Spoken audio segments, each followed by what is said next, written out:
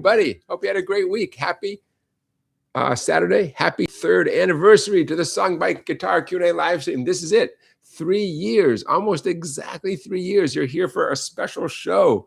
It's going to be a great show. I'm wearing an orange shirt. If you know why I'm wearing this orange shirt, let us know in the chat. I'll let you know in a second, but I dressed up for you guys. Today's show is going to involve so much cool stuff. I'm very excited, extra excited. We got 2 play-along songs. We got a poll question, more about the poll question in a minute. We're going to talk about new Robert Johnson shellac test pressing. We're going to talk about a new Beatles museum. We're going to talk about a Fender guitar lawsuit. Yeah, why not? We're going to talk about Guitar Center charging 35% interest. What? Yeah, sure, why not? I got a student quote of the week, a segment I call Who's in Town. We have a prison metaphor. Yeah, we have a prison metaphor. I don't think in 3 years we've ever used a prison metaphor to teach something here on the SongBike Guitar Q&A Livestream. Today's the day, our first prison metaphor. We have at least 4 WTFs, weekly teaching features. So if you want to get better at the guitar, you're in the right place. WTFs, weekly teaching features.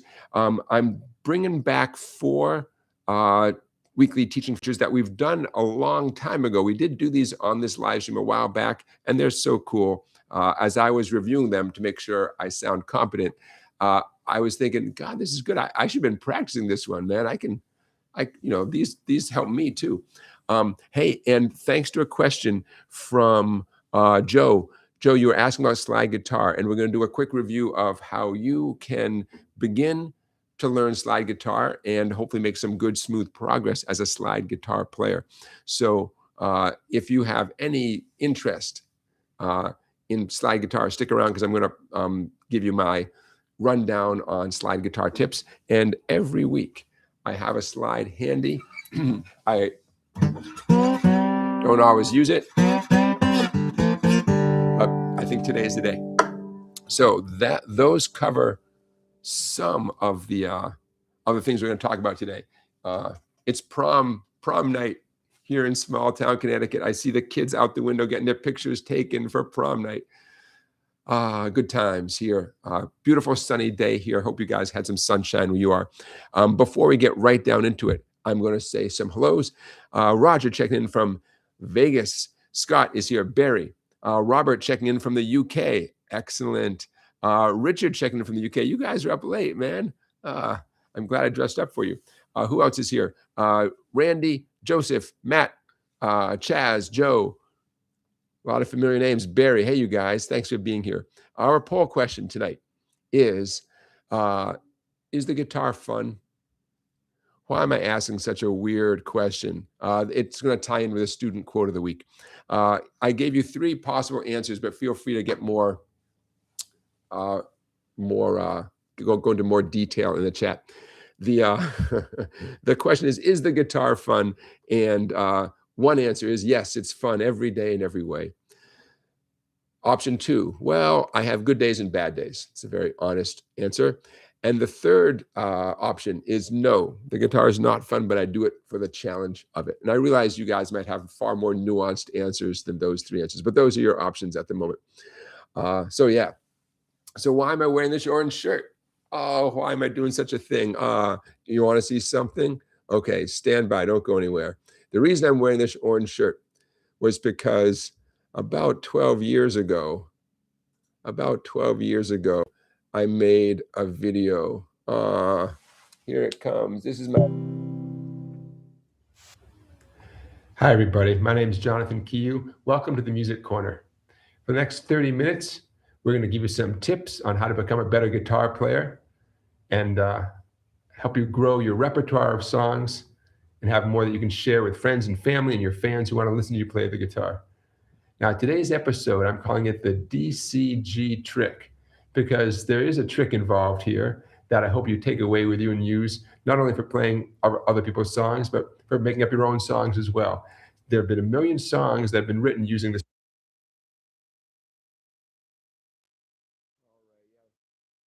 That's probably enough of that. But yeah, there you go, man. My greatest hit, 11.8 million views, and that's why I have saved this shirt, because every 100 episodes or so I bust out this shirt. It's a beauty. It's a beauty. So there you go. Why not? Today is our 3-year anniversary. I think the last time I wore this shirt was 38 episodes ago, when we did our 100th show. I think I wore this shirt then. Hope I did. So yeah, about once a year I bust out this shirt. There you go. So that is my greatest hit. I have other videos that have done pretty well, but for some reason, for some unknown reason, that video, the DCG trick, you just saw a little clip from the DCG trick. I, of course, will put a link to that video in the description of this live stream. Hey, let's get right into learning something. You guys are being very patient with me. Let's learn something. Let's learn something fun. Okay. Hope you got your guitar handy. Hope it's tuned up. This is a cool challenge that I think you're going to dig. There you go. Okay. If your screen goes black, don't even worry about it. Hang in there. Chris is checking in from Central New Jersey. Hello, CLS. Hello, RB. Hello, Jamie. So what are you looking at here? The Lean On Me challenge. I made this. This is my idea of a fun thing on the guitar. I'm going to make it a little bit bigger. Okay, so what are we talking about? We're talking about the famous tune, specifically the melody from Bill Withers, Lean On Me by Bill Withers, done 3 different ways: without harmony, with a little harmony, what I'm calling the intermediate version, and then with a lot of harmony. This is a PDF that's available for members of my website at song-bike.com. Before we jump in, quick important note: the 6 in parentheses, you don't play that one. It just means the previous 6 is still ringing, okay? That's just conventional way of notating this kind of stuff. So you do not play anything in parentheses. All right, so why is this a challenge? Well, because it starts off easy and gets harder, but it's always the very cool melody to Lean On Me. So the beginner version, which I'm calling letter A here.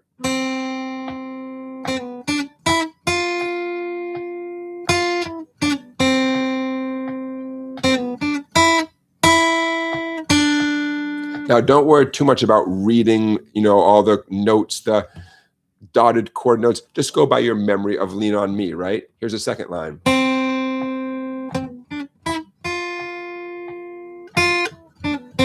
Little twist at the end. The 2 lines are almost the same, except for the last measure in each line, okay? Notice this particular page does not tell you which fingers to use. So for that first version, the beginner version, use any finger you want. I'm choosing to shift from my index on 1 up to my index on 3.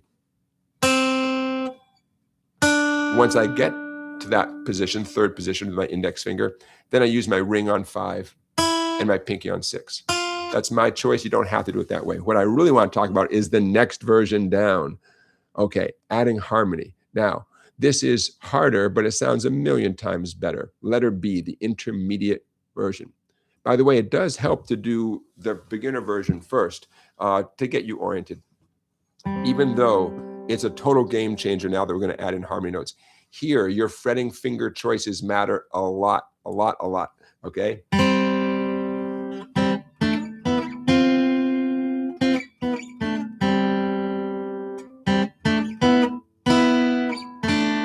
Sounds so much better because of the harmony. All right, so what's going on here? We're looking at the intermediate version, the letter B version. Please use your index finger, first finger on the 1. Now, this is super important. When you get to that 3-2, please put your ring finger, 2nd string, 3rd fret, middle finger, 3rd string, 2nd fret. For some of you who are good at D minor, this might remind you of what you'd be doing for a D minor chord, except no index finger, but the middle and ring. Now, as soon as you get accustomed to grabbing that, I'm going to call it the 2-3 thing. As soon as you get accustomed to that, great, because that is what you're going to slide up for the 5 on top of the 4 and for the 6 on top of the 5. In fact, there's only 2 things you need for this version. You need your index finger for the 1-0. And you need your middle and ring for everything else.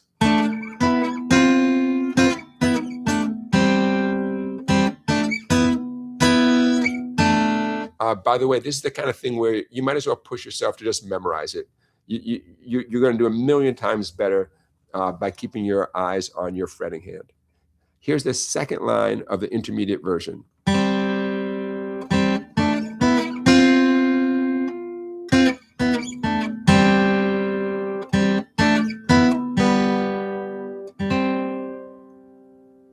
Okay, in every case, for all these 3 versions of this Lean On Me challenge, you get a little reward leading up to the end. You get open strings. It just works out that way, you know, little open strings at the end. And hey, sometimes a song gets easier as you go, or the ending is easier than the beginning or something. Sometimes it happens. Okay, I strongly recommend getting good at the intermediate version before tackling the advanced version. Not because they're 100% directly related, although they are related, but you want to get that satisfaction of hearing how cool harmony sounds before you dig into the letter C version. I'm going to scroll up a little bit. Okay, there we go. The advanced version. Okay, there we go.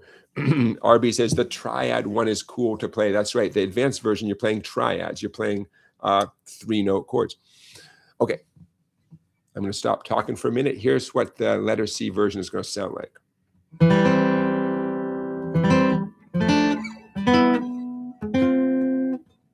That's better.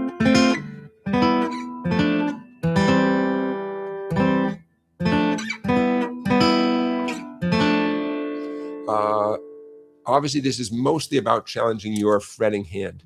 The 1-0-2, that C chord, to be proper, see how it says C/E. It's a C chord, but we're calling it C/E because technically E is the low note. Don't get hung up on the names of any of this stuff. The names are not part of the challenge. It's a C chord with no ring finger, you know. Okay, so here's where it gets challenging. That 3-2-3, please, please, please use your middle ring and pinky for the 3-2-3.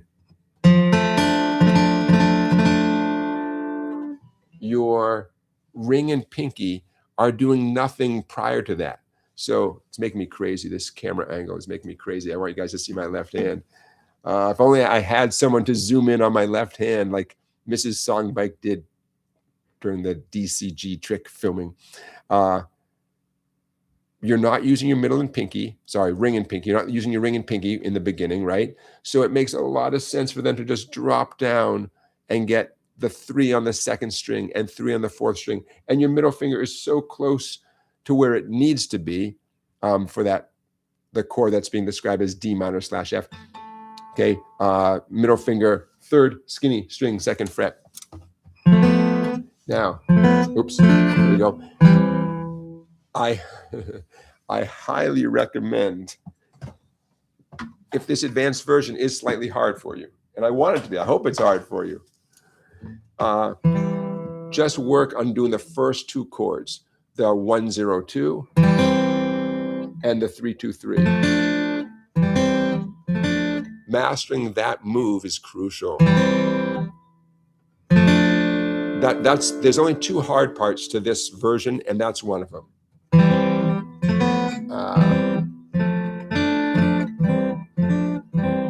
By the way, out of context, that sounds nothing like Lean On Me, right? It sounds like some exercise some teacher's telling you to do. But don't worry, we're getting there. We're getting there. Okay, so that 3-2-3. Hopefully, I'm convincing you to please do it with your middle ring and pinky. That's the ring finger on the D string, 3rd fret, middle finger, G string, 2nd fret, pinky, B string, 3rd fret. Take that grip, slide it up 2 frets.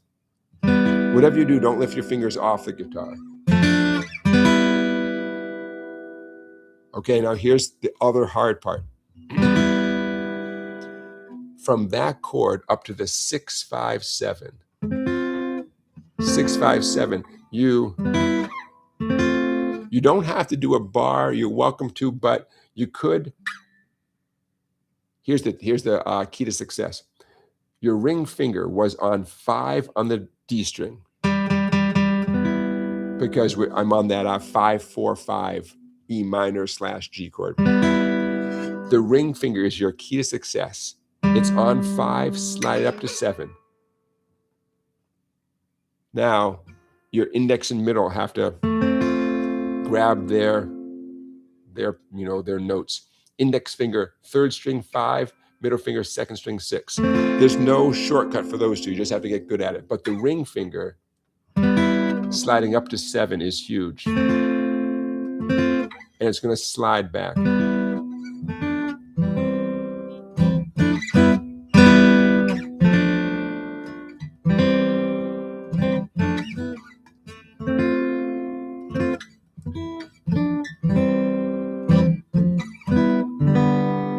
0-0-0. It comes like a little a cold drink on a hot day.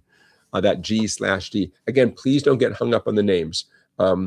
It's a G chord with D as the low note. That's all.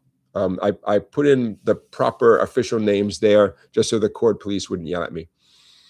RB is saying, yeah, you could use a mini bar, partial bar for the 3-2-3. You could. I just don't. I know what I think I know what you're saying. I just don't see the advantage of it. So the way I choose to do it is how I'm describing it. But yeah, there's almost anything you ever do. There's some alternative fingering, and it might even work for you. But this is how I'm comfortable playing it and teaching it. Okay, if this advanced version seems hard, yeah, good. Well, go back and reward yourself with the easy peasy beginner version and then the intermediate. Harmony is hard. Harmony, that's what we're talking about here. What's making this whole thing hard is playing harmony, right? Playing multiple notes. Okay, I'm going to take that down. Harmony is a pain in the butt. It's just that it sounds so good, and your audience, your listeners, they react much differently to hearing something in harmony. I mean, it's like you don't even have to be any sort of trained musician. You just know something with harmony just sounds so much better. I'm going to go back to. See how empty that sounds now? I mean, yeah, ouch. Hey, William is checking in. Hello, William. Hello, Ryan. Thanks for checking in, you guys. Thanks for being in the chat. Hey, we got a mob scene in the chat. Awesome. Don't forget to give this video a thumbs up. Why? I don't know why. Makes me feel good. Okay, so that was our first weekly teaching feature of the night. There's a bunch more to come. Check. Excellent, we did that. Hey, I forgot to mention that I made another trip to the book barn in Niantic, Connecticut, and got some more used guitar books. And it occurred to me that, I buy a lot of guitar books, including books written for beginners. And I had a little epiphany as to why I buy books, including books that I might not learn from myself. Like, they don't benefit me directly. Like, why do I buy these beginner guitar books? And it hit me like a ton of bricks. Nobody taught me how to teach guitar. I didn't go to guitar teacher college. And when I got a whole bunch of them right here. When I buy these guitar books, it occurred to me, I'm buying them partly to see how other people teach the guitar. I don't know how you teach guitar. I just keep doing it 6 days a week. I thought, oh my God, all these years I've been buying guitar books, especially books, and you'll see a couple of them in a minute, that are some pretty goofy, random books from the 60s and 70s, where I'm not really learning much myself. I mean, it's not teaching me new ways of doing a G chord, but the books, the ones I choose to buy, can be so interesting and so fun to read. And I realized, oh my gosh, that's what I get out of it. I'm seeing how my peers operate, especially the people who came before my time, Okay, so I'm going to take a minute. What did I get at Book Barn this week? Some things I intend to do with my in-person students, and maybe with you too. from the famous William Levitt. I've seen that name before, and the Berklee College Press, the Berklee Press out of, the Berklee College of Music, classical studies for pick style guitar. It's kind of a funny, it's a very dated approach, very dated title, but here's where he's coming from. This book was written a long time ago. I know it looks like a new copy, but the copyright is 1965. Well, in 1965, you just didn't do classical music with a pick. You used bare fingers, right?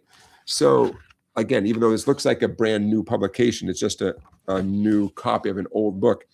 And he says the most interesting thing in the introduction. He says, I must admit that there is still another motive in presenting this material. I sincerely hope with the tremendous improvements that have been made in amplification of the guitar and all the possibilities this affords, remember this is 1965, that someday in the near future, the entire musical world will recognize the pick style guitar as a legitimate instrument of considerable stature. The skillful performance of the type of traditional music presented in the following pages, classical stuff, cannot but help further this cause. And so what we have here is a bunch of inventions from Bach, Paganini, Carcassi, Sohr, Kreutzer, some etudes, waltzes, classical stuff, right? But written down for pick style guitar. Well, in 1965, that was a big deal. Anyways, that's what turns me on. What else did I get? I thought you'd never ask. I got this book specifically because of a cool version of the theme from Zorba the Greek. Would I make that up? This is the book called The Guitar System by Al Carson. This is book number 3. Maybe someday I'll track down books number 1 and 2. But it occurred to me that the theme from Zorba the Greek might be something I should check out. So that's in here. No tab, but that's okay. Many of these books appeal to me because of the writing, the dialogue, what the author is saying to us, not simply the material, the content. I had to get this one, Best of the Monkees for Guitar. This is from a series from Warner Brothers, and they did dozens of these. And I'm sure I have a couple of these, but all sorts of, it's a lot of 70s and 80s performers, Fleetwood Mac, Paul Simon, Pink Floyd. It's a pretty cool series. So for $5, I got this one. They simplify the tunes quite a bit, but it's all right. It's pretty good. It's better to have a Monkees book than to not have it, right? Am I right? A much newer publication, a jazz harmony book from a player named Jimmy Stewart. Actually, there's a very cool thing that we're going to do next time based on this book, and I can't wait to show it to you. It's not jazz, but I'll show you how it's sort of jazz adjacent. But it's a very cool, the book is great. And I stole something out of here and I reformed it. And I can't wait to show that to you guys next week. 2 books from Bucky Pizzarelli, John Bucky Pizzarelli, some cool jazz books. Aside from the fact that he's a very famous guy, I think these also had some very cool jazz tunes and some interesting ways of presenting stuff. These books are $4, give or take $3. I like this one a lot. Mr. Collier, Dr. Collier, you're in the chat, right? This book, the Howard Roberts Guitar Book. He says something that I kind of knew, but it was interesting how he said it. Okay. He goes into some dialogue about fretting hand technique. And he says, he's addressing keeping your wrist in what I call a neutral position compared to when you crunch on all the, nerves and blood vessels and everything as you reach to do a chord, which is not a great idea, right? But we all do it from time to time.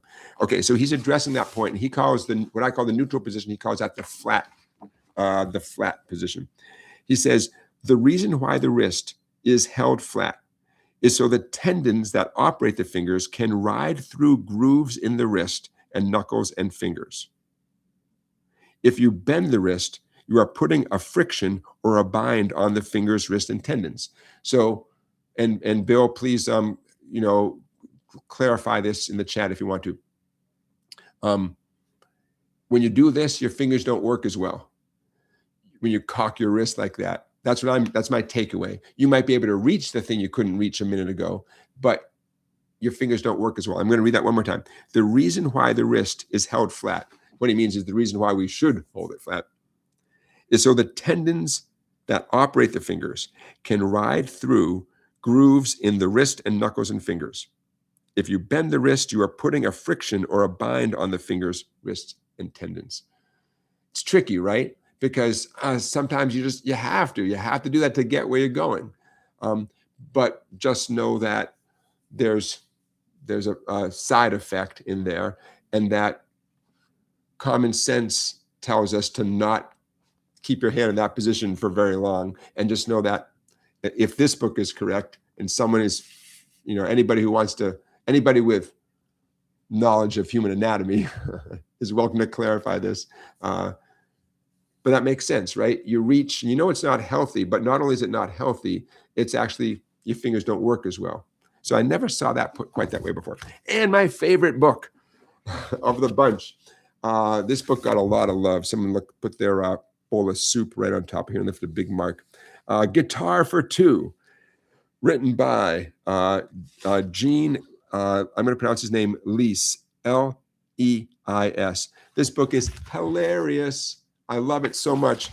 We all are familiar with the concept of clickbait, right? A title that you can't refuse, and you have to click on it. Okay, this guy invented clickbait for guitar books. In his table of contents include such chapters as Chapter 37, How to Be a Loser. Chapter 64, How to Wreck a Guitar, all caps.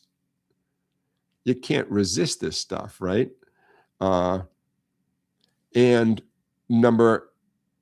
chapter 54, what is stage decorum?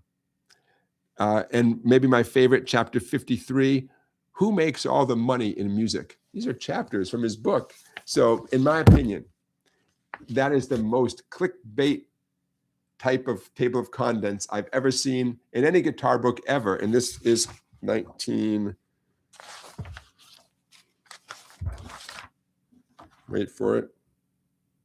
66. This guy knew what he was doing, man. The book back in 1966, it was $2.50. I paid $3 for it. Worth every penny. Dr. Collier does confirm what we just talked about is correct, and he adds that over-flexing the wrist extensively will contribute to carpal tunnel syndrome. Excellent. That's what I'm looking for. All right. Hey, you guys, we have 2 play-along songs this week. Let's do one of them right now. Let's do it. Our first play-along song of the week.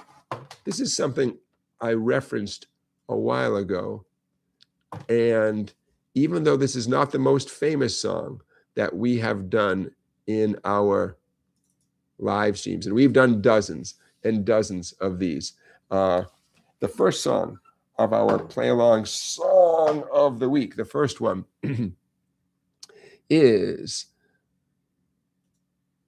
this one right here. Boom, boom. Okay, this should appear on your screen very quickly. If it takes a minute, don't you worry about a thing. Make it a little bit smaller. There we go. Okay, the song called Fallin and Flyin, sung by Jeff Bridges. And you know what? I should know if Jeff Bridges wrote this or not. This is just a great country tune. I believe it was from a movie, and I'm Googling it right now, called Crazy Heart. Anybody see Crazy Heart with Jeff Bridges? There we go. Crazy Heart, a 2009 American drama film written and directed by Scott Cooper. It's his directorial debut based on a 1987 novel by the same name, written by Thomas Cobb. Who else is in this movie? How about Robert Duvall, Colin Farrell, Maggie Gyllenhaal, and Jeff Bridges sings this song in the movie. He sings it. He sings the song. Okay, so boom, boom. As this is a great tune. So I chose this song for two equal reasons. It's easy and I like it. So I know this is a little bit small on your screen. You guys read this okay? Here's what we're going to do. You only need 3 chords. A major, D major, E major. That's all you need for this song. The number in parentheses tells you how many beats you're going to be on each chord. It's either going to be 2, 4, or 8. Technically, there's a moment where the E chord, is there sometimes, yeah, I mean, sometimes you're on the A chord for 8 beats, and then it refreshes and you're on it for another 8 beats. So you might be on certain chords for even longer, but okay. In terms of the left hand, A, D, and E, you're all set. No capo, you're all set. In terms of the right hand, to start off, you guys know I like to adjust the strumming pattern kind of as we go, to show you, to get us started, right? And then to play it the way I would play it if I was performing it, and to play it more in a way that's more compatible with what's actually happening in the tune. So to start off, let's do simple down ups. I'm going to sing the verse for you. I'm going to go a little bit slowly. I'm going to do 8 down ups on the A chord like that. 1, 2, 3, 4. So when I say 8 down ups, I'm talking about that. 1, 2, 3. I'm holding the pick very loosely. My upstrokes are glancing off maybe 2 or 3 strings. With a sing, it's going to sound like this. Going where I shouldn't go, seeing who I shouldn't see, doing what I shouldn't do, being who I shouldn't be. Simple, easy peasy, light, loose, relaxed, right? In a perfect world, you should feel like you're just like literally brushing the strings, right? Just nice brushing, not going to do anything too fancy. Now, later in the tune, in fact, I think the second verse would be a good time to change to an A shuffle, a D shuffle, and a E shuffle. All downstrokes. Here's how the second verse is going to sound. I got tired of being good, started missing out on feeling free, acting like I thought I should, and I went on back to being me. A little more sophisticated, definitely more appropriate for the tune. So what's going on? First of all, a little right hand muting with the squishy part of my picking hand, little palm muting, all downstrokes. What's going on with the fretting hand? The classic shuffle pattern. For the A shuffle, you got the open A string combined with the D string 2nd fret.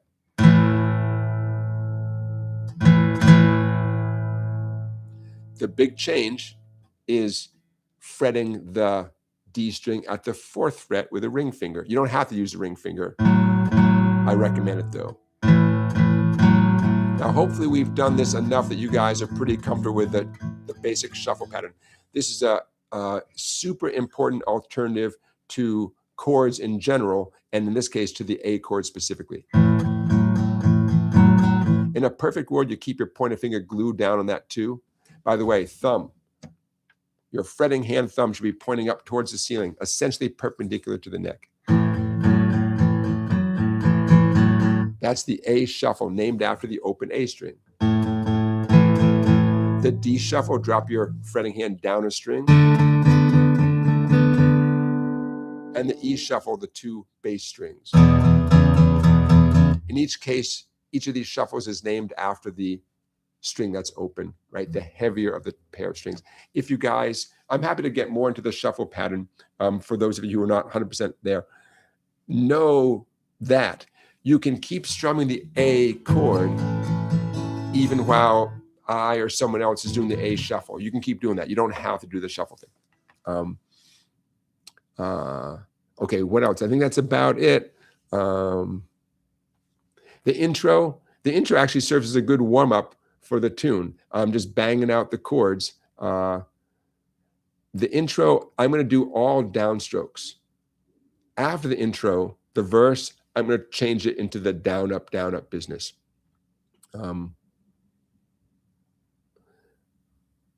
There is a solo. If you look down towards the very bottom of the page, it says verse, and then parentheses says solo using the E major pentatonic. So I might sing a little solo while I strum that. But hey, just for the sake of doing it, let's do that solo section, and then it goes into the chorus for the last time, and then the song ends. See how at the very bottom it says repeat half of the first verse, and that's how the song ends. You know. Okay, let's do it. We'll take it a little bit slower than the actual song. I believe in the link in the description of this live stream. I'll see if I can't find a link to this song on YouTube, you know. Okay, you guys ready? D, D, A, E. That's about how fast the intro is going to go. Not too fast. D twice, A twice. Okay, I'll see you on the other side. 1, 2, intro, go.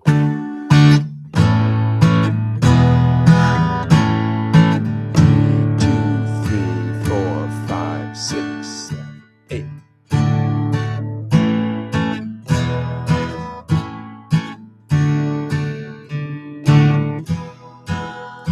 I was going where I shouldn't go,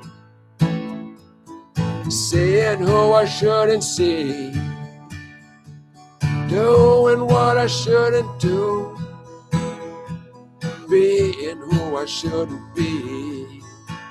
A little voice told me it's all wrong. Another voice told me it's all right. I used to think that I was strong, but lately I just lost the fight. Funny how falling feels like flying for a little while. Funny how falling feels like flying for a little while. I got tired of being good, started missing out on feeling free, stopped acting like I thought I should. Oh, when I'm back to being me, I never meant to hurt no one. Now I just had to have my way. If there's such a thing as too much fun, this must be the price you pay. Funny how falling feels like flying for a little while. Funny how falling feels like flying for a little while. You never see it coming till it's gone. It all happens for a reason, even when it's wrong. Especially when it's wrong.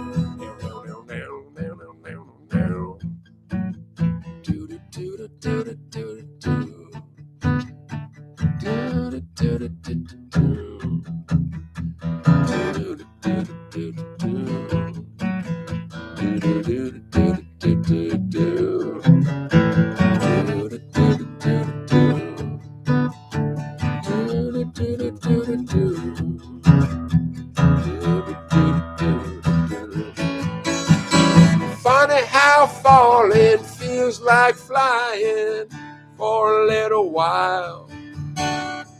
Funny how falling feels like flying for a little while. I was going where I shouldn't go, seeing who I shouldn't see, doing what I shouldn't do, being who I shouldn't be.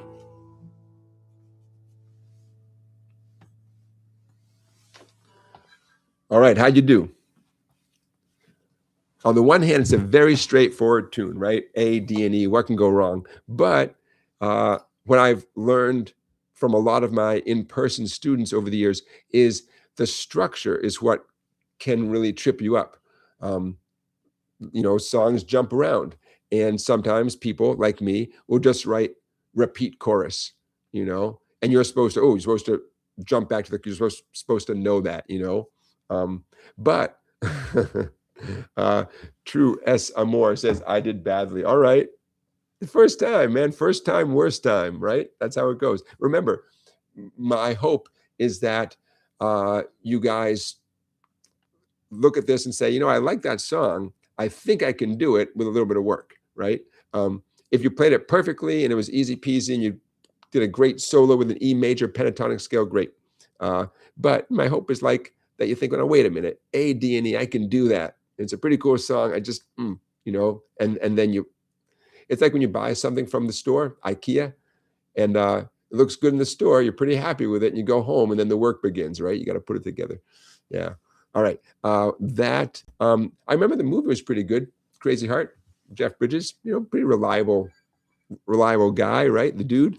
So now, interestingly, this song is it's on Spotify, but it's a live version. So I use that live version specifically for this document right here. Okay, so what you just looked at there, Fallin and Flyin by, I don't know if Jeff Bridges wrote it or not, but he definitely sings it. Then you can hear him doing it, a live version of it with a band called the Abiders. Jeff Bridges and the Abiders playing it on Spotify, a live version, and that's, like I said, the version I used when I made up this document. So, okay, now we have another play along song coming up in just a little bit. You will need a capo for that song. You got a capo, right? And for that song, you will need G, C, D, and E minor. There you go. And you're going to do great on that one too. All right. The tune, just to whet your appetite, the next tune that we're going to do in a little while is a more famous tune than that one, but a much different song. So yeah, now's a good time to say hi to my mom.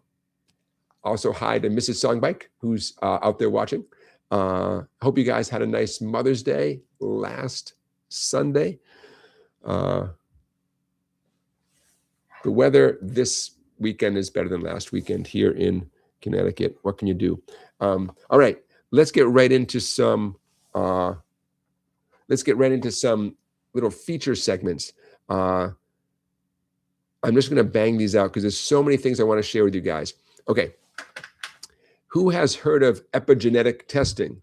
What does it even mean, epigenetic testing? What does that mean? I'll tell you what it means. How old you feel, as opposed to your chronological age. And boom, boom, boom. Okay, let me pull this up. And it's not just how old you feel. It's how old the doctor says you feel. They measure your DNA. Okay, on the screen in front of you, very soon, you will hopefully see what I'm looking at here. I just heard this recently on National Public Radio, and a link to this story will be in the description of this live stream. But since time is of the essence, let me get right to the point. Playing the guitar makes you younger. Now, you're welcome to read the article, click on the link, all that stuff, or just take it from me. The summary of what your takeaway. Yeah, playing the guitar makes you younger. Interestingly, not only playing the guitar, but just being involved in music, being a listener. Now, I assume they mean a regular listener, engaged listener, and so on. Okay, so I'm scrolling here. Arts engagement, 4% slower aging rates, which means you're about a year younger biologically. Hey, I'll take that. I'll take every year I can get, See how it says the slower rate of aging held up for both the doers of the arts, people like you and me who are playing the guitar, as well as those who take art in by going to concerts, theaters, and museums, and so on. Very interesting stuff. Now, I think we probably all knew deep down inside that you play an instrument, it's good for you. But it's nothing like having scientists confirm this. Okay, so I know I'm scrolling and I'm summarizing here. I will put a link to this in the description of this live stream. But I wanted to share that with you, and I have. Okay, number 2. Boom. New Robert Johnson. Why not? Boom. Robert Johnson, possibly the most, what do you call him? The most, certainly the most, well, I don't know. How do you even describe Robert Johnson? What am I even trying to say? I'm going to stop talking. What I'm going to do is pull up the news story, and then there we go. Okay. Boom. And boom. They found a new Robert Johnson record, sort of. We don't want that. We don't want that. We want this. Okay. They found a test pressing of one of his songs. Okay. So I'm going to scroll a little bit. And this has a personal connection to our live stream here, because it was only a few miles away that they found this newly discovered shellac master test pressing. They found it in where? Bridgeport, Connecticut. I don't know why Bridgeport, Connecticut. I don't know. Where are we here? Okay, there we go. It was in a box in a warehouse. I don't know. But the bottom line is Bridgeport, Connecticut. I live kind of close to Bridgeport, Connecticut. Who knew that there was a Robert Johnson thing just sitting there? A newly discovered shellac master test pressing, and it sounds really good.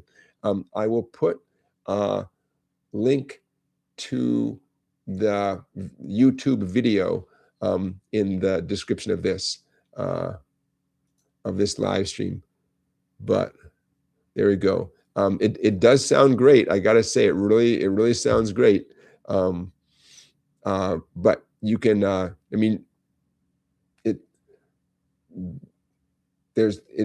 gives the feeling that you're even more in the room with the performer, basically. You know, I'm sure it's been cleaned up quite a bit.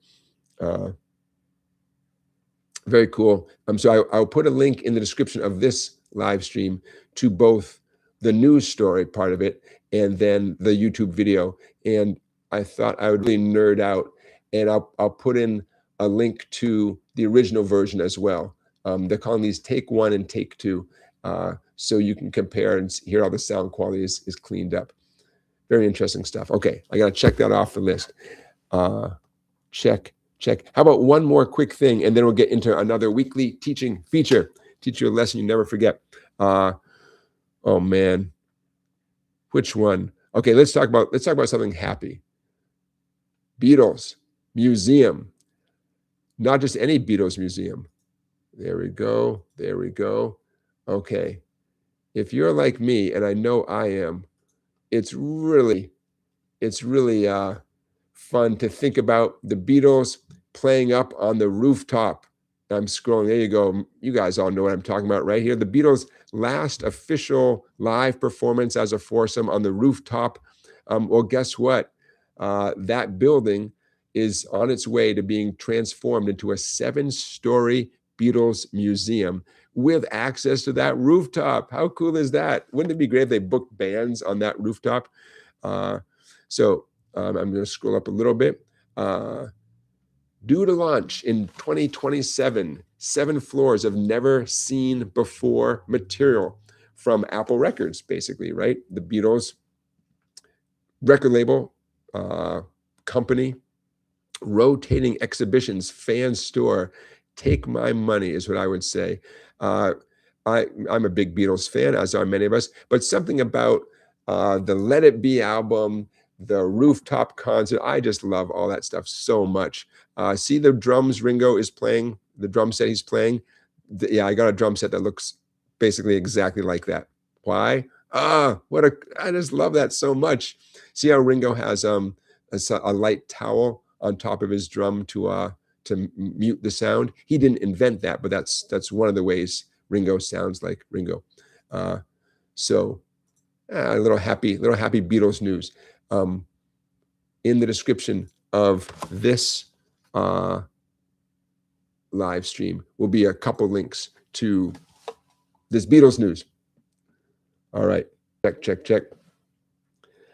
Scott, I'm reading what you said about the Robert Johnson thing. It's not a new song. I believe it's just a different performance of one of his other songs. So yeah, there's a different performance. That's my understanding of it. Unless it's, well, they're calling it Take Two. Yeah, I don't know. But it's not a new song in the sense of new singing with new guitar and new lyrics. It's not a new song in the literal sense. But the sound quality sure is great. And it was in Bridgeport, Connecticut. What the heck? I don't know. You never know what you're going to find in a box, right? Okay, let's get to another. Ooh, hey, good segue. How about a Beatles? Boom, boom. How about a segue from the Beatles Museum to a Beatles lesson? Okay, what you are looking at is something that I believe we talked about a long time ago, but it bears revisiting. I had this idea to do a boot camp approach, a tough love approach, using very specific things where everything is spelled out for you, and you have to do it over and over to get good at it. So the theme for this boot camp challenge that you see in front of you here is specifically bass riffs from Beatles songs, but doing them on guitar. It sounds great. And in some cases, there probably was a guitar doubling the bass line, but either whether there was or wasn't, it's just a very cool challenge.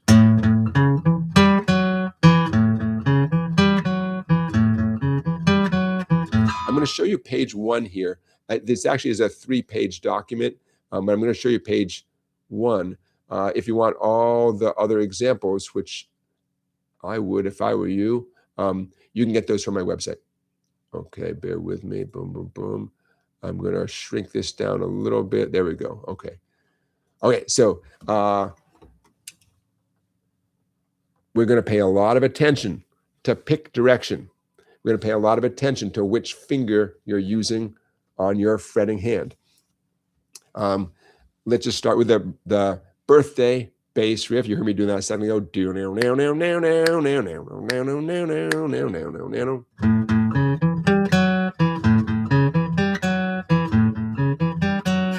Let's talk about your fretting hand for a second. Put your fretting hand in 4th position. That means your index should be hovering right around the 4th fret. By definition, if you're in 4th position, the middle finger is in charge of all the 5s. The ring is in charge of all the 6s, and pinky is in charge of all the 7s. You have to maintain that position. Do not use a finger for some other fret. If it's a 4, index, 5, middle, there are no 6s, but it would be the responsibility of the ring finger. Pinky, 7, okay? That's all you should need to know about your fretting hand, right? That's it. There's no exceptions. I'm talking specifically about the top one, the birthday riff, okay? That leaves the pick hand. Down, up. Down, up, down, up. The first 6 notes, just down, up, down, up, down, up. Now there's a gap, rhythmically, there's a gap. During that gap, that's where a downstroke would happen.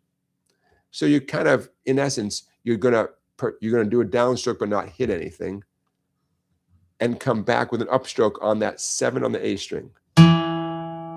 Down, up, down, up, down, up, miss, up. I saw a guitar book one time that referred to this as a miss.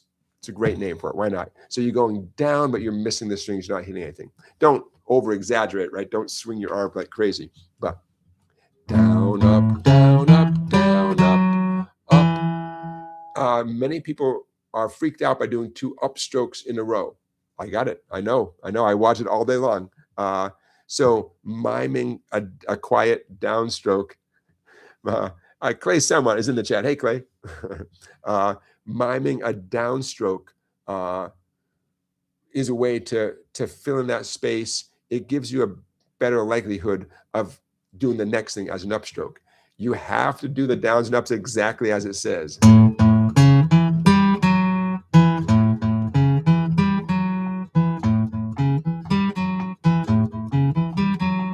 This is short and sweet. It's easy to memorize. It makes you a better guitar player because it pushes both of your hands to be very precise, right? Now, the Carry That Weight bass riff is a little bit, it's a great bass line, but it's not quite as obvious as to which fingers you should use. I might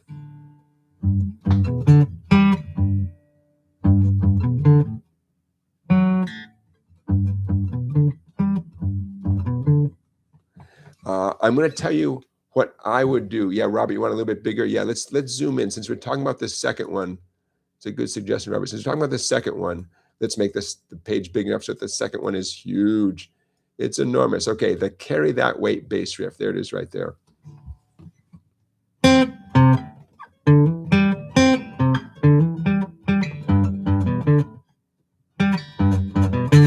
Okay, I want to actually show you the second measure first, because the first one is going to gum you up a little bit, and the second one less so. The second measure, 5-3, 3-2-5, 5-3, 3-2-5, definitely second position for that. How do I know that? Why am I so confident? Because you need 2s, 3s, and 5s. Makes sense, right? Index on the 2, middle on the 3, and pinky on the 5. So again, second measure, pinky on that 5 in the D string, middle finger 3 on the 6 string, 5, 3. Those are both down strokes. And then here comes a down, up, down, down, down, down, up on that 2 with your index finger, down on the 5. And the second half of the second measure just repeats the same thing. I'm going to go slowly, but I'm going to stop talking and just repeat that measure.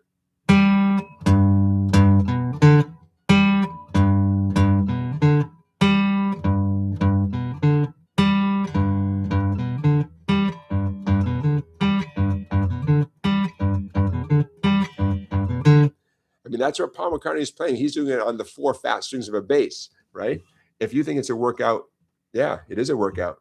You know, imagine doing it on a bass, right? The downs and ups, in case you didn't know,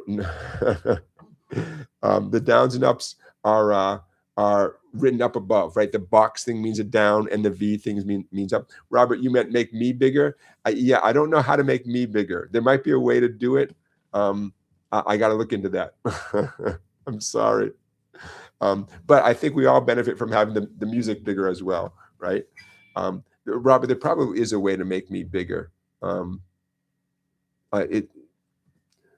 It's on my list because I know it would help to see, right? Okay, let's go back to the first measure of Carry That Weight. Now here it's not quite so obvious about which fingers to use because we have 3s, 5s, and 7s.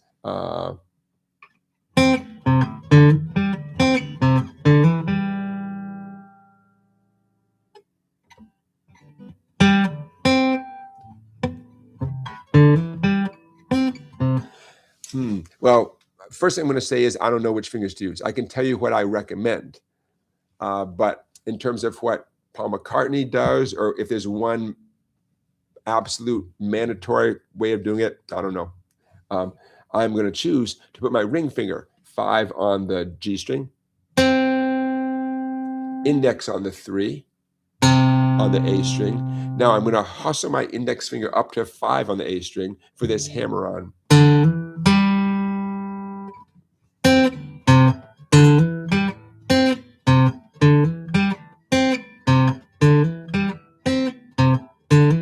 How you doing with that 5-7 hammer on? 5 with your index finger on the 5th string, and a nice confident hammer on 7 on the 5th string with your ring finger.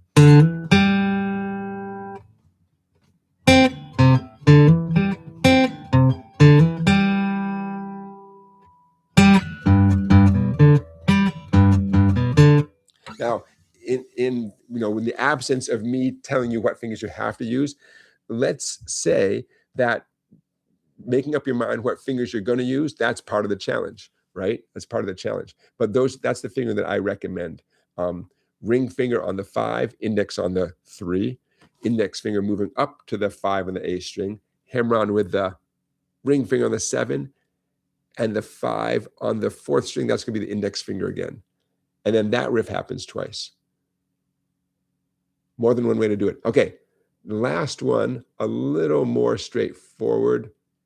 Now, again, I have 3 pages of these, so you're looking at page number 1. And the other pages, you can get the whole thing on my website in the PDF section of www.song-bike.com. Good news. I recommend all downstrokes with your pick. So the real excitement is hustling around with your fretting hand. Index finger, 10 on the 6th string, 2 times. Just hop your index over to the 5th string, 10 for a hammer-on, up to 12. I'm recommending your ring finger for that hammer-on. Now here's the real fun. Both your hands have to hustle over to the G string 10 and then D string 12.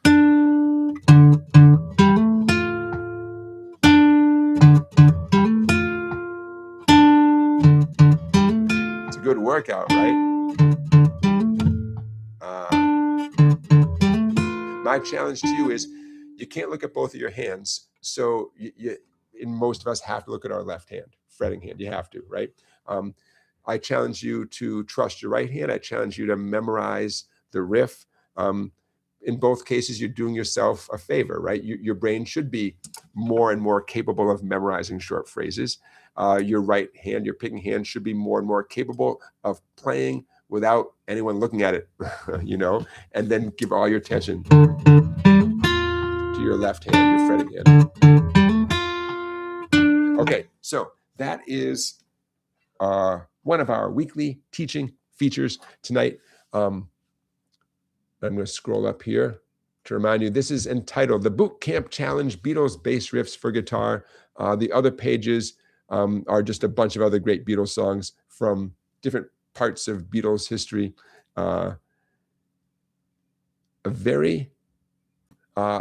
songs I chose have memorable, catchy, challenging things, but they're short and they're sweet, and you can focus in and do it, 30 times in a few minutes. You know what I'm saying?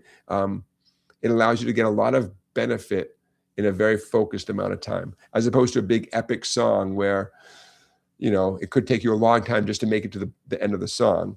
And then you got to start back and do the beginning again. The whole thing starts over. I mean, I get it. That's life. But it's so great to have a very focused thing that was handpicked by a guitar teacher. We understand that focusing on that one thing is going to directly make you a better guitar player, How are we doing on our poll? Did you vote in our poll? Poll question. Oh, and this will lead into our student quote of the week. The worst student quote ever. I'm not even joking. It's depressing. Usually the student quote of the week is, it's kind of a feel-good thing. At least I try, right? Not this week. Ooh, it's a bad one. But it did prompt this poll question. The poll question of the night. Simple question: is the guitar fun? And you'll see why I'm asking in a minute. Answer number 1: yes. Every day, in every way, the guitar is fun. 47% of you feel that way. 50% took option B. The answer is, well, I have good days and bad days. I get it. 3% of you say the guitar is not fun, but you do it for the challenge. Hey, you know what? I get that. Okay, student quote of the week. It's a disappointing one. Kid comes for his lesson. Mom is there. Hey, Chaz, thanks for your super chat. Mom is there, pulls up a chair. Big brother is there, pulls up a chair. They're going to sit while the kid has his lesson. It's okay. Mom has her tablet. She's doing stuff work-related, almost certainly, Big brother has his little phone or tablet. He's doing something. It's quiet, whatever. The little brother who's, taking the lesson, he's outraged that his brother's getting screen time during his lesson. And Mom's, she's got her screen. Little brother says, you're getting screen time. Mom looks at him like, yeah, just focus on the lesson, okay? The kid says, you're having fun. My brother's having fun. I'm the only one not having any fun. And the disappointing thing is not that in his mind, the lesson is not the fun part of his day. That's not the disappointing thing. I take that. He's a little kid. He's a young kid. I accept that is his reality, that he'd rather be on a screen. I get it. The disappointing thing is I didn't have it in me to argue with him about how playing an instrument is a fun thing. I just didn't. I don't know. I'm a little bit disappointed in myself. I should have a whole like song and dance and say, oh no, you're so lucky. You get to have a music lesson. Believe it or not, this is making your life directly better, not only now, but in the future. I chose not to give him a whole song and dance. I decided to choose my battles, and that was not a battle I felt like engaging in, trying to convince him that that there's a life beyond screens. I don't know. So that I'm just sharing that with you because sometimes a student says something that is just a bummer, but that's his reality, and I'm not going anywhere. His mom just paid for another semester of lessons, so he's not going anywhere, and we can't see if we can maybe give him another perspective. I'm not going to try to convince a kid that screen time is not fun, right? That battle's over. That's long gone. But like I said, I was a little bit disappointed in myself that I didn't have. It's not that I didn't have an opinion on the whole thing. I just didn't feel like it. I just didn't feel like fighting that battle. So Marley says, does he pick his songs? He's no, not exactly. But that's partly because he's so young that it's, you're asking a good question, but in his case, he's so young, it's not really appropriate for him to exactly pick his songs. But you're correct that, believe me, there's ways of making things fun, for lack of a better term. There's ways of doing it, and one of which is to find the songs that mean something to the student and focus on those songs. So you're 100% right about that. In the moment, that wasn't the issue. I don't think there was a certain song I could have said, "Hey man, you're in luck. This is the week we're gonna play such and such a song that you've been dreaming to play." It just wasn't. It wasn't a thing. Scott says, "I wonder if the parents treat screen time as a reward." Yeah, I think they probably do. Perfectly good parents. This has nothing to do with the quality of parenting. The mom was a little. The mom apologized later. She was a little. I think she didn't quite know what to say either, because she saw my reaction, which was like, whatever it was, she saw it. So it's. I think the fact that his brother was, he got some screen time. He's like, well, I got to do this lesson, and my brother gets to do the fun thing. I get it from his perspective. The kid's not wrong. It's just that, imagine, let's say, I actually don't know his exact age. Let's say he's 7 years old. Imagine if you started playing whatever instrument at 7 with a decent teacher, a teacher whose heart is in it, who wants the best for you, and mom and dad who can afford to pay for the lessons in the instrument. Imagine how good you'd be today. Oh my God. What would you tell yourself if you could go back in time and you had that opportunity? A lot of people don't have that opportunity for a variety of reasons. And imagine if you did have that opportunity, what would you say to that 7-year-old self, right? Oh my gosh. Anyways, student quote of the week. There you go. So, hey, I share a lot of positive things about my job, and there's one that was kind of a bummer. RB says RB did start when they were 7 years old. Yeah, there you go. And look at you now. So yeah, a little bit of it was, I'm just confessing that I was a little disappointed in my own reaction. Like I said, it wasn't that I didn't have an argument in favor of looking away from the screen and playing the instrument. I just didn't feel like it. I didn't know that moment was going to be the moment I was going to have the talk.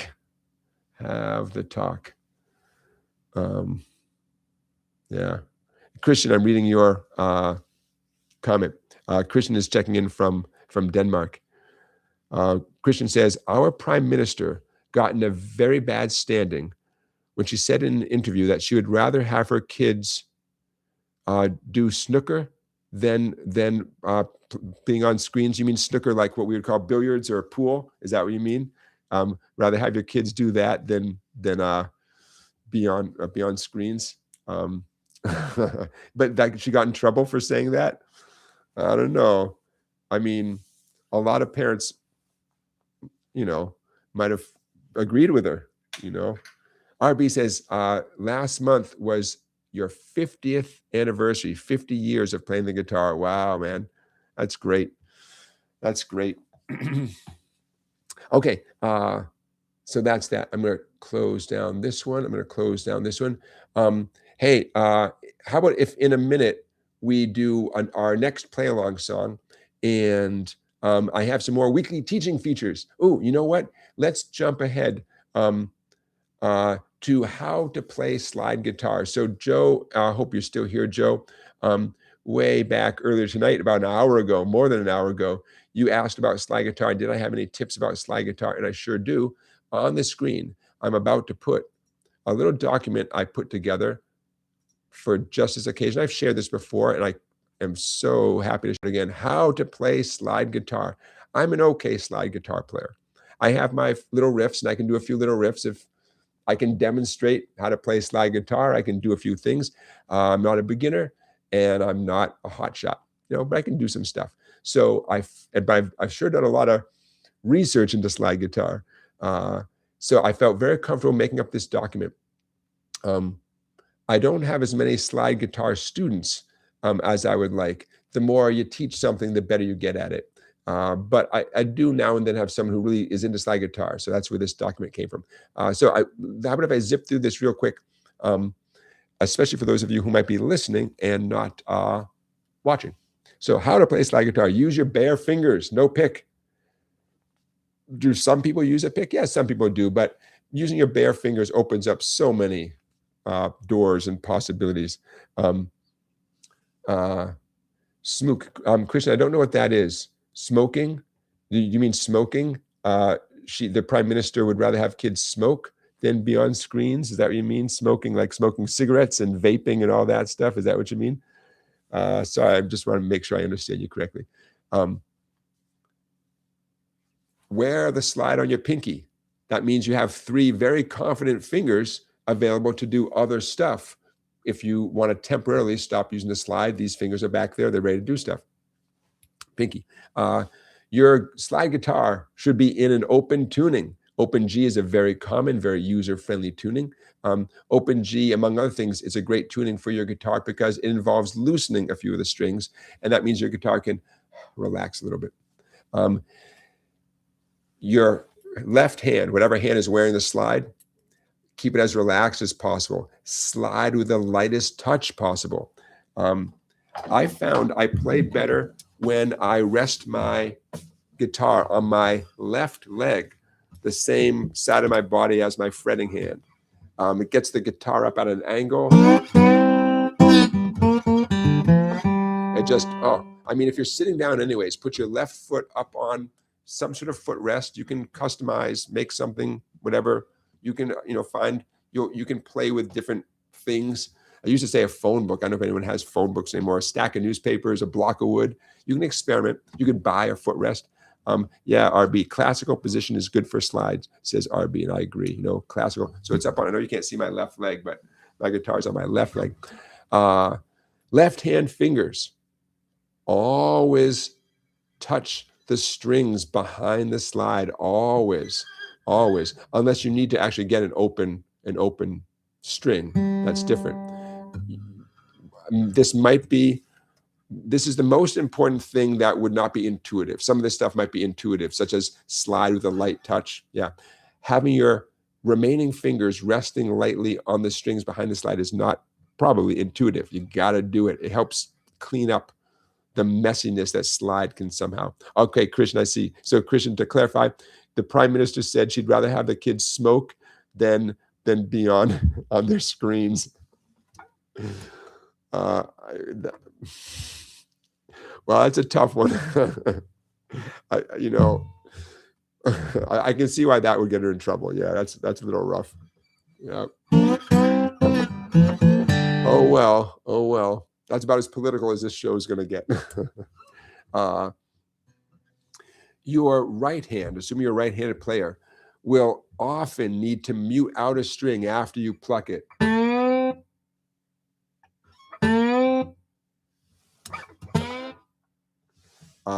We can go in a lot more detail there, but it's an extremely common thing. Use your thumb, index, and middle mostly. For those of you who have a little bit of finger picking experience, it helps when you turn to playing slide because you have some finger picking experience. For those of you who have no finger picking experience, that's okay. But I recommend your right thumb, index, and middle finger, in general. The slide, here's a big one. You got to stay in tune. Wherever you want your slide to be, 4th fret, 3rd fret, it has to be exactly above that fret. It can't be a little bit behind, a little bit past. Precision is way more of an issue than when you play standard guitar. But I'm at the 5th fret here. My index finger is pressing at the 5th fret. No slide, just right. I have a lot of wiggle room. That index finger can go pretty far back towards the 4th fret, and it doesn't change the sound of the note at all. The slide makes a huge difference. Here's Happy Birthday, where I'm not being too careful about the precision I'm talking about.